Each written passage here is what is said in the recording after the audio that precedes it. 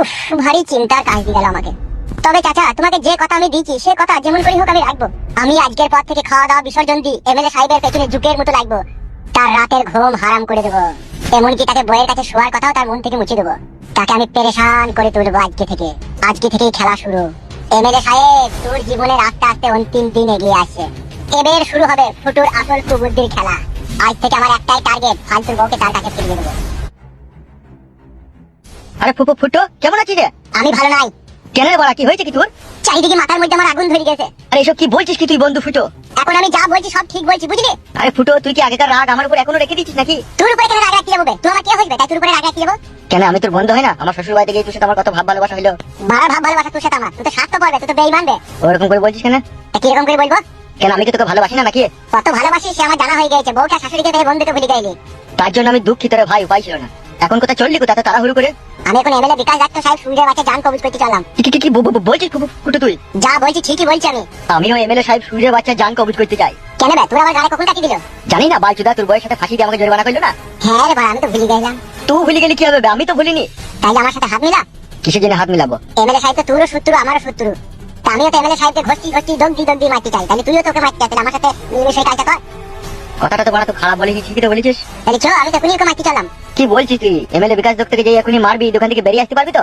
অত সহজ জিনিস নয়, এমএলএ সাহেবকে কেলিয়ে তুই এখান থেকে বেরিয়ে আসতে পারবি না। ওকে যেমন করে হোক মারতে হবে, ওকে বহুত প্ল্যান করেছিলাম কিন্তু মারতে পারিনি। ওই জন্য ভাবছি ডাইরেক্ট মারবো ওকে। মাথা গরম করে কোনো লাভ হবে না, যা করতে হবে ঠান্ডা মাথায়। দাদা এই শোন, তুই ভাবি না যে ওকে মাথা ঠান্ডা করে প্ল্যান করে মারবো, মারতে পারবি না, নিজেই মরে যাবে। তাহলে কি করবি বলছিস? ও যেই ঘরে রাত্রে শুয়ে থাকে সেই ঘরে জানলাটা খুলে জানলার ভিতরে চাবি বুম ভরে দেবো। বুকা চুদাই ভাবে জানলার ভিতরে চাবি গুম হয়ে দিবি। যদি ও না মরে, যদি কোনো রকম বেঁচে যায়, তখন তুই কি হবে? তাহলে মারবো কি করে রে চুদির ভাইটাকে?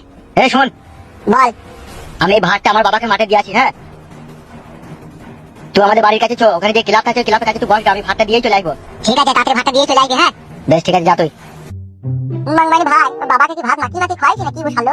শালা ফিদাকা পাইলি ছোড়া। মাংমানি ভাই, বয়স থেকে গায়ে চুল শুধু খসে পড়ে গেল। সাদা মুখে ছোড়া আসার কোনো নাম আছে? শালা বাল মুখে ছোড়া, সুখ নাই জীবনে কাদা। এত দেরি হলি কেন? দেরি হবে না তা, আবার পাইপ ফেটে গেল। পাইপ ফেটে গেছে মানে? তোর আব্বাকে ডরে করে হলে কমে দিল নাকি? হলে কমাইবে কেন বে? হুন্ডারে করে পানি মারছিল, পাইপ কুঁচকি গিয়ে ফেটে গেছে। এবার কি বলছিস বল তো? আমি চাই এমএলএ বিকাশ দত্ত সাহেবের সর্বনাশ, ওর মৃত্যু চাই আমি। এমএলএ বিকাশ দত্ত সাহেবের মৃত্যু তো আমিও চাই। তাহলে আবার দেরি কিসের? চো আমার সাথে, এখনই ওকে মার্ডার করে দেবো। ওকে মার্ডার করবো। দেশি মুরগ যেরকম কল্লা কেটে দিলি ছেড়ে দিলি ছটফট করে মরে, সেইভাবে ওকে মারবো। জবাই করে দিবি বলছিস? জবাই করে দিলি তো খুব সহজেই ব্লাড শূন্য হয়ে মরে যাবে। তাহলে কিভাবে মারবি? ওইসব মানুষকে খুব সহজ ভাবে মারলে আবার অন্যজনা যদি এমএলএ হয়, সেও কিন্তু মানুষের প্রতি এরকম অত্যাচার করবে। তাই আমি চাচ্ছি এমএলএ সাহেবকে খুব কঠিন ভাবে মারতে, যাতে নতুন কেউ এসে এমএলএ জায়গায় এসে সে এমএলএ বিকাশ দত্তর কথা দুবার তিনবার যাতে ভাবে।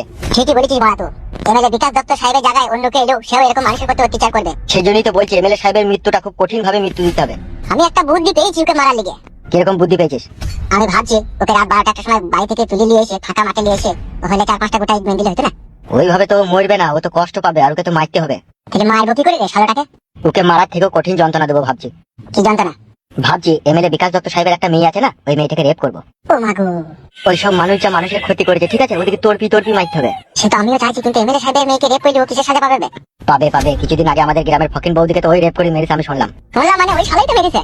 সেই জন্যই তো বলছি ওইসব লোককে মারলে হবে না, জানে আঘাত দিয়ে দগদি মারতে হবে দেখি। ঠিকই বলেছিস তুই। তাহলে এখন কি করবো বল? এখন তো যা করবো তুই আর আমি চিন্তা ভাবনা করে, তোর আর আমার মাঝে কেউ থাকবে না। একজনা থাকবে, ফালতুর বউ থাকবে। ফালতুর বউকে বাই করে এনে শুধু ফালতুর হাতে দিয়ে দেবো। সে তো দিদিকে আমার কোনো অসুবিধা নাই, কিন্তু আমি চাই এমএলএ সাহেবের সর্বনাশ। বল এবার সর্বনাশ কিভাবে করবো? তুই এমএলএ সাহেবের বাড়ি যাবি। আমি এমএলএ সাহেবের বাড়ি যেতে পারবো না ভাই, আমি এমএলএ সাহেবের বউকে পালিয়ে গেলাম না। আমাকেও তো এমএলএ সাহেবের বউ ভালোভাবে চিনে, তাই ওকে ফাঁসাবো কি করিবে? বা তাহলে কি করবো বে? একটা উপায় কিন্তু আছে। কি উপায় বল? উপায়টা হচ্ছে আমরা দুজনাতে টাকা পয়সা খরচা করে এমএলএ সাহেবের মেয়েকে ভালো মন্দ এটা সেটা কিনে লোভ দেখাবো। লোভ দেখিয়ে ওকে প্রেমের জালে বন্দি করবো। বন্দি করার পরে ফাঁকা মাঠে লিগিয়ে দুজনাতে রেপ করবো। বুদ্ধিটা কোথায় ছিল বে তোর? চুলের ফাঁকে ছিল না বালের ফাঁকে ছিল বে? কেন, বুদ্ধিটা ভালো লাগে? হ্যাঁ, নাইস বুদ্ধি। তাহলে এবার ফলো কর, এমএলএ সাহেবের মেয়ে কোথায় গেছে কি করছে। এমএলএ সাহেবের মেয়েকে প্রেমে জালে ফাঁসাবে কে? তুই না আমি? আমি ফাঁসাবো। ঠিক আছে, তাই হবে। একটু ধৈর্য রাখো, এবার শুরু হবে আসল খেলা। যেটা বলে পারবো না সেটা কলে মারবো। ঠিক বললাম তো বন্ধু? হ্যাঁ ঠিকই বলেছিস।